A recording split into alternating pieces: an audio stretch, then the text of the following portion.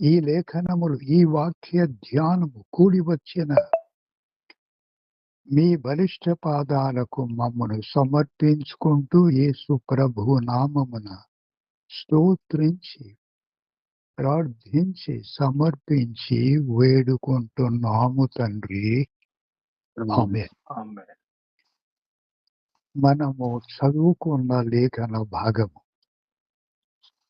మొదటి తెస్సలోనిక పత్రికలో వారికి సువార్త ప్రకటించబడింది. రెండవ సువార్త యాత్ర సందర్భంగా అపోస్తలుడైన పౌలు, సీలలు ఫిలిప్పీలో వారు బంధించబడి, బాధించబడి, అవమానించబడి విడుదల పొంది వారు తెస్సలోనిక పట్టణానికి వెళ్లి సువార్తను ప్రకటిస్తున్నారు.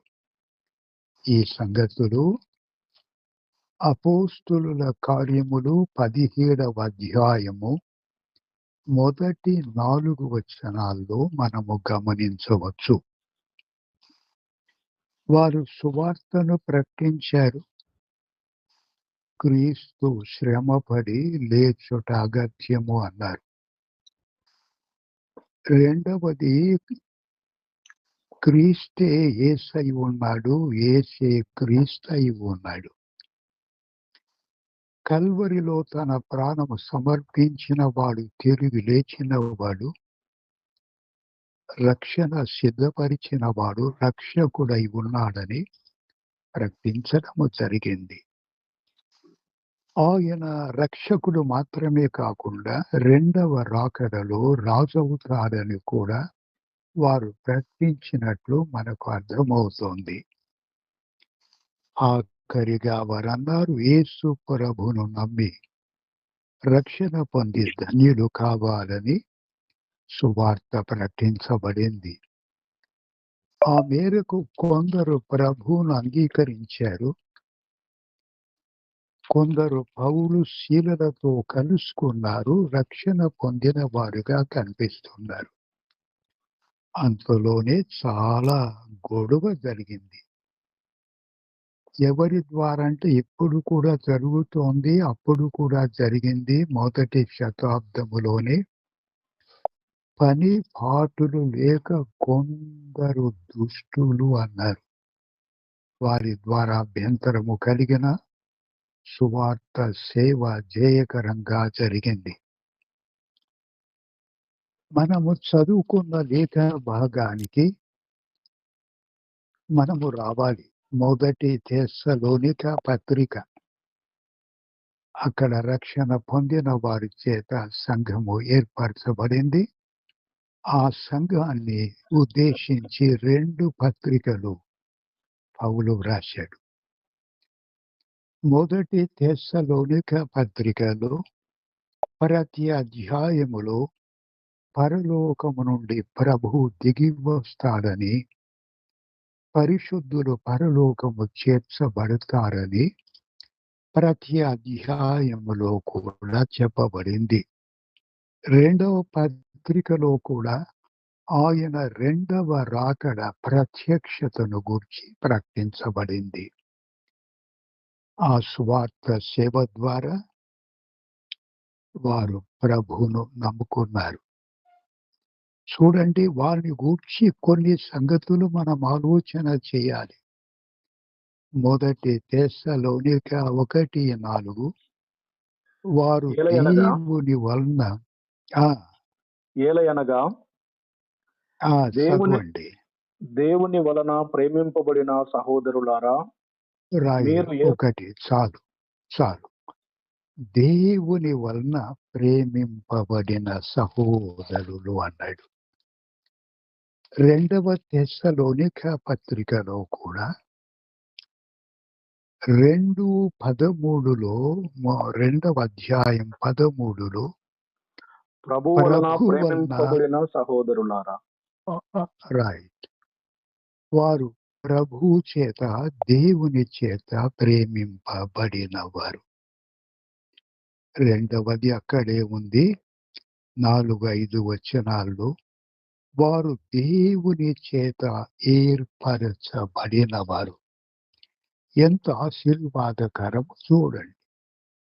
దేవుని చేత ప్రేమించబడిన వారు, దేవుని చేత ఏర్పరచబడిన వారు అన్నాడు.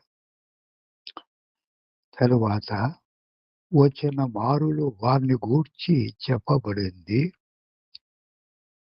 పరిశుద్ధాత్మ వలన కలుగు ఆనందముతో గొప్ప ఉపద్రవమందు మీరు వాక్యమును అంగీకరించి రక్షణ పొందితిరి అన్నాడు. గొప్ప ఉపద్రవం, విపత్తు, చాలా అంటే చాలా బాధాకరమైన సందర్భములో వారు ప్రభువును అంగీకరించి వారు రక్షణ పొందారని ఇక్కడ చెప్పబడింది. తరువాత చూడండి, 2-3 వచనాలు చదివాము. విశ్వాసముతో కూడిన మీ పని అన్నాడు.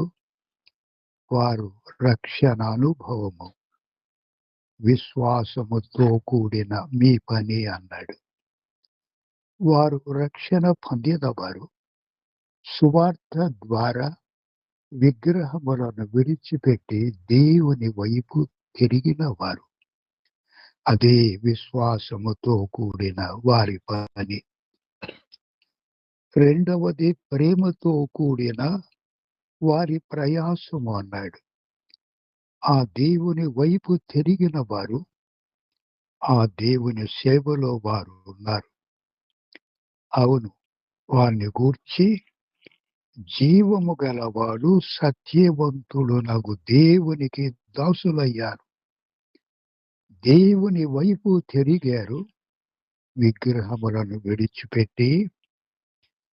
అలాగే జీవము గలవాడు సత్యవంతుడనగు దేవునికి దాసులై ఆయన్ను సేవించుచున్నారు, ఆరాధించుచున్నారు, వాక్య ధ్యానము చేస్తున్నారు, సువార్తను ప్రకటిస్తున్నారు, సాక్షులుగా జీవిస్తున్నారు. Pa Prasad JBL incoming call.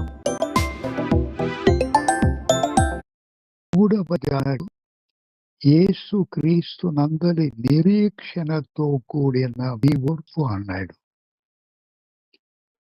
విశ్వాసముతో కూడిన పని, ప్రేమతో కూడిన ప్రయాసము, నిరీక్షణతో కూడిన ఓర్పు.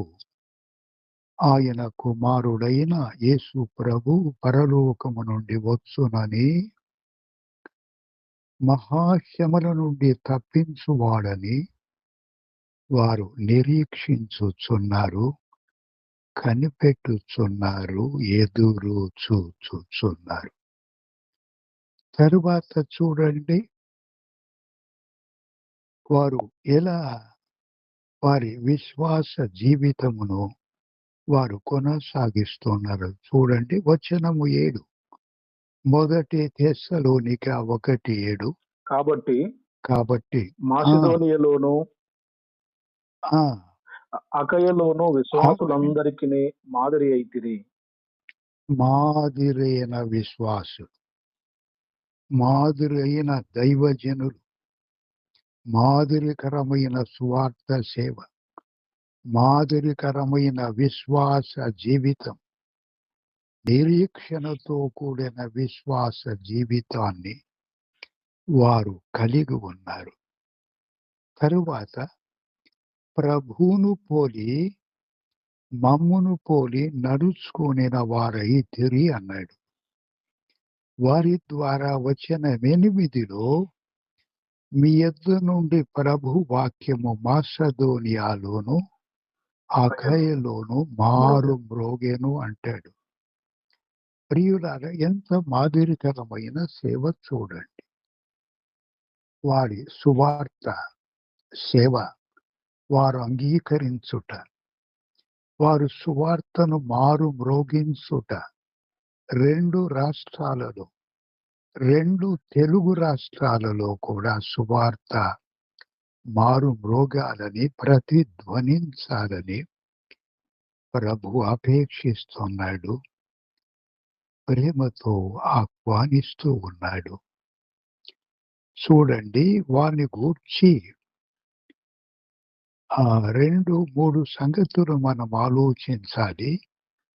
ఒకటి, వారు విగ్రహములను విడిచిపెట్టి దేవుని వైపునకు తిరిగి ఉన్నారు. విగ్రహారాధికులు వారు.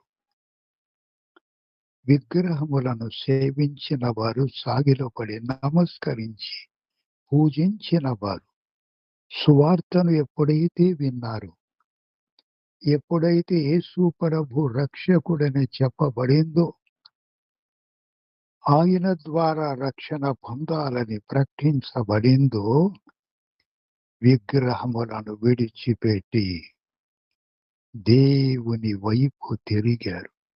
ఆ దేవుడు ఎవరూ కాదు.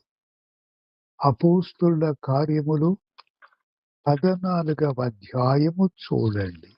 అపోస్తలుల కార్యములు 14వ అధ్యాయం 14-15 నేను చదువుతాను బ్రదర్. అయ్యలారా, మీరెందుకీలాగు చేయుచున్నారు? మేము కూడా మీ స్వభావం వంటి స్వభావము గల నరులమే.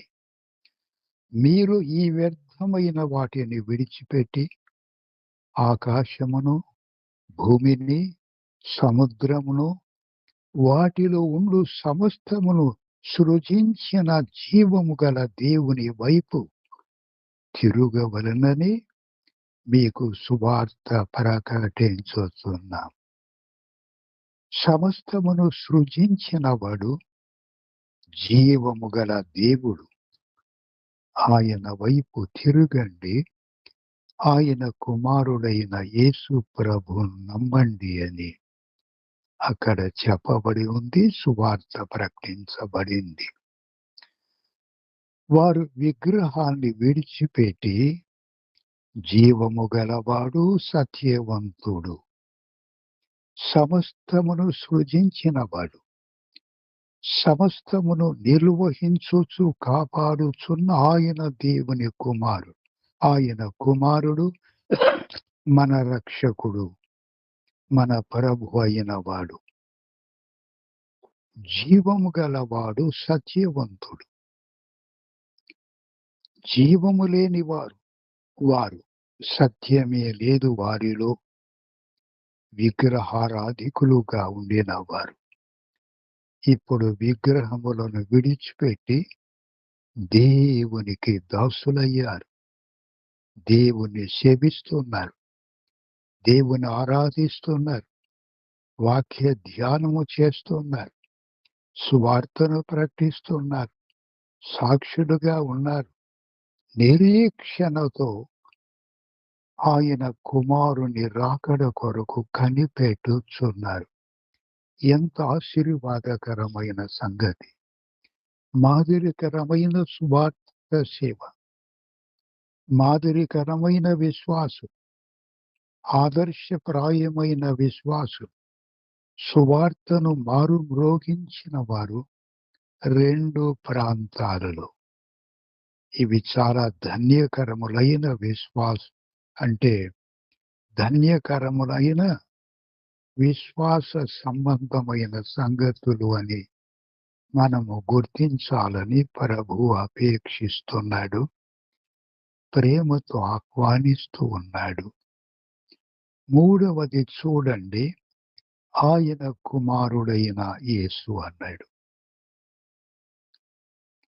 1, విగ్రహములను విడిచిపెట్టి దేవుని వైపునకు తిరిగిన వారు.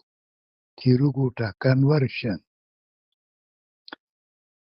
2వది, వారు జీవము గలవాడును సత్యవంతుడునగు దేవునికి దాసులై ఆయన సేవలో, ఆయన పరిచర్యలో వారు పాలు పొందుతున్నారు స్థానిక సంఘములో. తరువాత చూడండి, ఆయన కుమారుడైన యేసు అన్నాడు. యేసు అంటే మానవుడు, ఈ లోకమందు అవతరించిన వాడు, ప్రాణము సమర్పించినవాడు, రక్షణ సిద్ధపరిచినవాడు యేసు అన్నాడు. ఆయన యేసు, ఆయన యేసు క్రీస్తు, క్రీస్తు యేసు, ప్రభు అయిన యేసు, ఇలాంటి పదాలు ఉపయోగించబడినవి. యేసు అంటే రక్షకుడు, మనుషునిగా అవతరించినవాడు, కల్వరిలో గాయపరచబడి అమూల్యమైన రక్తమును చిందించి, అలాగే రక్త ప్రోక్షణము ద్వారా పరిహారమును, ప్రాయశ్చిత్తమును నమ్మిన వారికి పాప క్షమాపణ అనుగ్రహించిన ఆయన కుమారుడైన యేసు. యేసును గూర్చి కనీసము 7 సంగతులైనా ఇక్కడ మనము గమనించాలి. ఒకటి యేసు, రెండవది ఆయన కుమారుడు,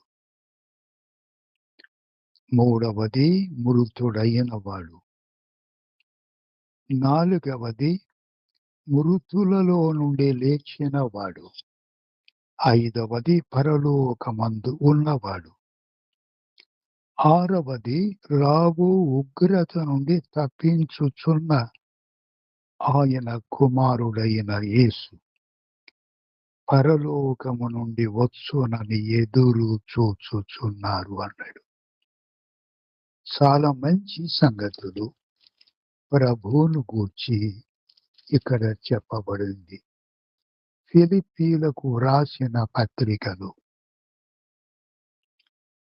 3వ అధ్యాయము 3:20 మన పౌరస్థితి పరలోకమునందున్నది. అక్కడ నుండి ప్రభు అయిన యేసుక్రీస్తు అను రక్షకుని నిమిత్తము కనిపెట్టుకొని ఉన్నాము అన్నాడు. ఆయన రెండవ రాకడ 1 తెస్సలోనిక 4వ అధ్యాయము వచనము 16, 4:16 1 తెస్సలోనిక ఆర్భాటముతోను ప్రధాన దూత శబ్దముతోను దేవుని బూరతోను పరలోకము నుండి ప్రభువు దిగివచ్చును. క్రీస్తునందుండి మృతులైన వారు మొదట లేతురు. సజీవులమై నిలిచియుండు మనము అలాగే వారితో కూడా మార్చబడి అక్షయ శరీరాలు ధరించిన వారమై మేఘముల మీద ప్రభువును ఎదుర్కొనుటకు ఆకాశ మండలమునకు కొనిపోబడుదుము. కాగా సదాకాలము ప్రభువుతో కూడా మనం ఉందుము. ఈ మాటల చేత ఒకరిని ఒకడు ఆదరించుకోండి అన్నాడు. యోహాను వ్రాసిన సువార్తలో ఆయన రాకడను గూర్చి, ర్యాప్చర్ను గూర్చి చాలా సందర్భాలు మనము గమనించవచ్చు. మత్తయిలో, మార్కులో, లూకాలో లేని సంగతులు యోహాను సువార్తలో మనము గమనించవచ్చు. యోహాను సువార్త 14 చూడండి 2-3 వచనాలలో, నా తండ్రి ఇంట అనేక నివాసములు కలవు, లేని ఎడల మీతో చెప్పుదును. మీకు స్థలము సిద్ధపరచ వెళ్ళుచున్నాను. నేను వెళ్ళి మీకు స్థలము సిద్ధపరిచిన ఎడల నేనుండు స్థలములో మీరును ఉండులాగున మరల వచ్చి నా యొద్ద నుండుటకు మిమ్మును తీసుకొని పోవుదును అన్నాడు. ఆయన సెలవిచ్చిన మాట ప్రకారమే వారందరూ కూడా ఆయన రెండవ రాకడ కొరకు నిరీక్షిస్తున్నారు.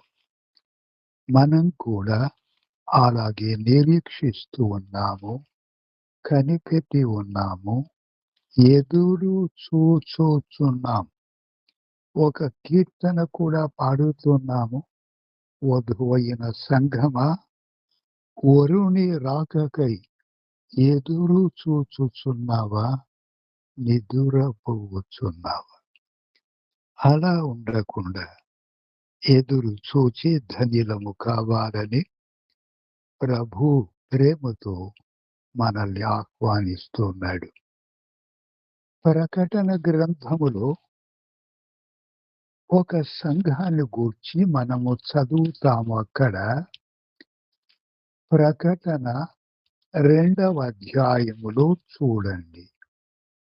ప్రకటన గ్రంథము 2వ అధ్యాయములో ఒక సంఘాన్ని గూర్చి మనము చదువుతాము. 2:1 ఎఫెసులో ఉన్న సంఘపు దూతకు ఈలాగు వ్రాయుము.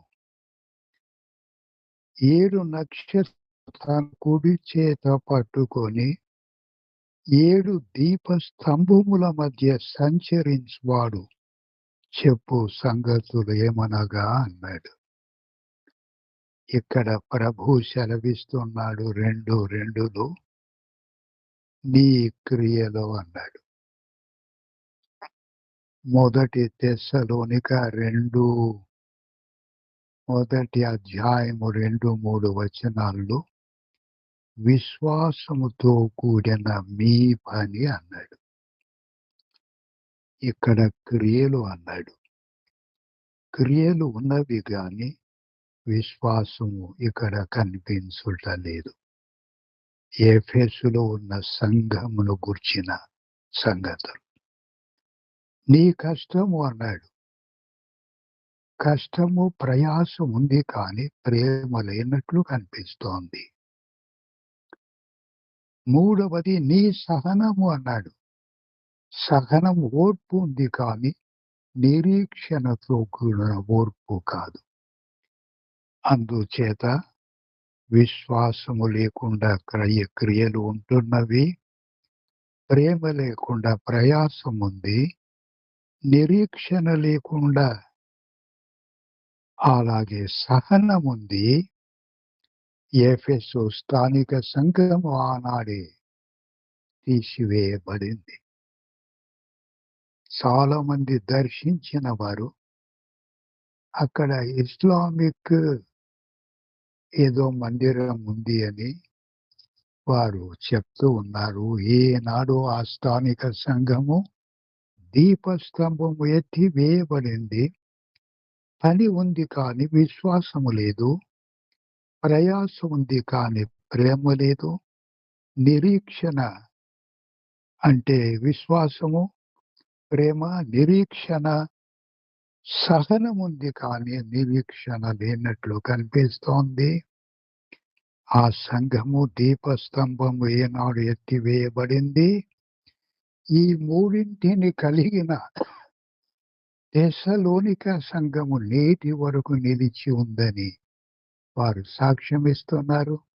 ఆదివారము నాడు రొట్టె విరిచి ఆరాధించి మేము ఆశీర్వాదాలు పొందామని వారు సెలవిస్తున్నారు.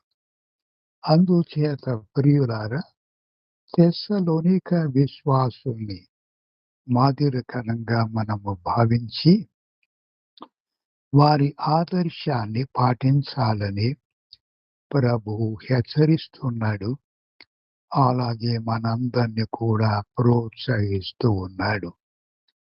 వారందరూ దేవుని వలన ప్రేమింపబడిన వారు, దేవుని చేత ఏర్పరచబడిన వారు, సువార్త అంగీకరించిన వారు, అంగీకరించి రక్షణ పొందిన వారు, ప్రభువును పోలి అపోస్తులను పోలి నడుచుకున్నవారు, విశ్వాసులందరికీ మాదిరి అయిన వారు, సువార్తను 2 రాష్ట్రాలలో అకయ, మాసదోనియాలో మారు మ్రోగించిన వారు.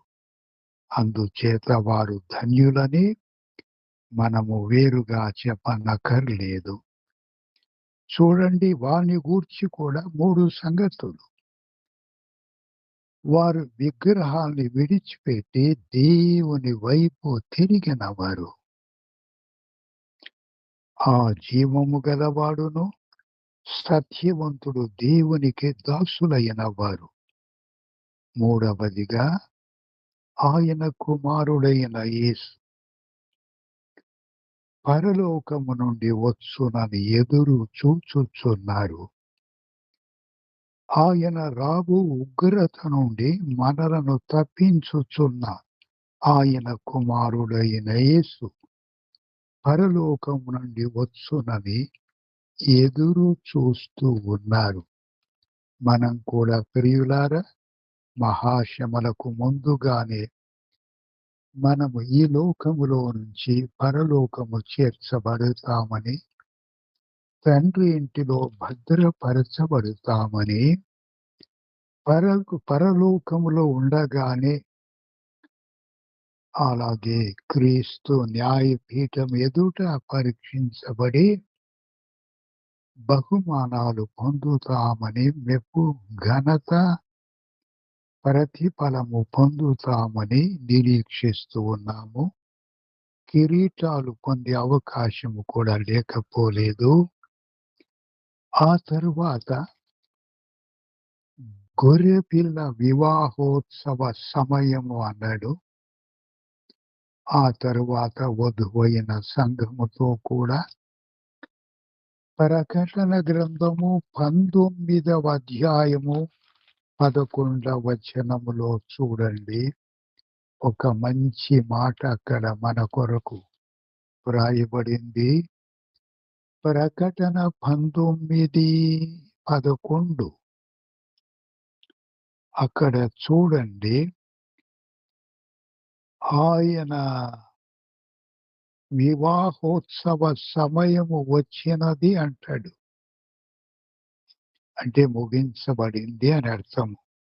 తరువాత వధువైన సంఘముతో ఆయన రెండవ రాకడ ప్రత్యక్షత 19:11 పరలోకము తెరవబడి ఉండుట చూచితిని.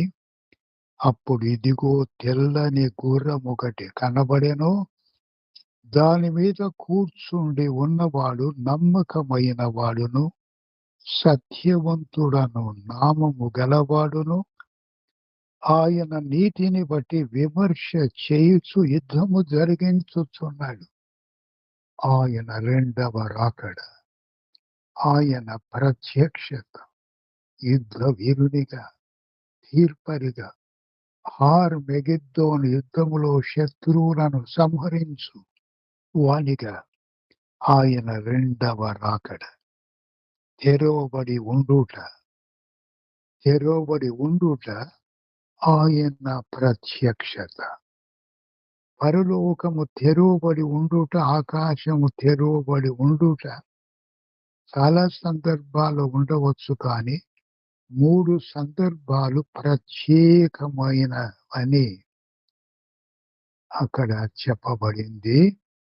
వాటిని గూర్చి 1-2 సంగతులు మనము చూద్దాం. లూకా వ్రాసిన సువార్త 3వ అధ్యాయం 3:21 ప్రజలందరూ బాప్తిసం పొందినప్పుడు యేసు కూడా బాప్తిసం పొంది ప్రార్థన చేయుచుండగా ఆకాశము తెరవబడి తండ్రి అభినందన అక్కడ మనము చూస్తాం. ఆకాశము తెరవబడి. రెండవది అపోస్తులుల కార్యములు 7వ అధ్యాయం 7:56 ఆకాశము తెరవబడుటయు మనుష్య కుమారుడు దేవుని కుడి పార్శ్వమందు నిలిచి ఉండుటయు చూచుచున్నాను. తీర్పరిగా వస్తున్నాడు. తన దాసుడు హతసాక్షిని ఆహ్వానిస్తున్నాడు.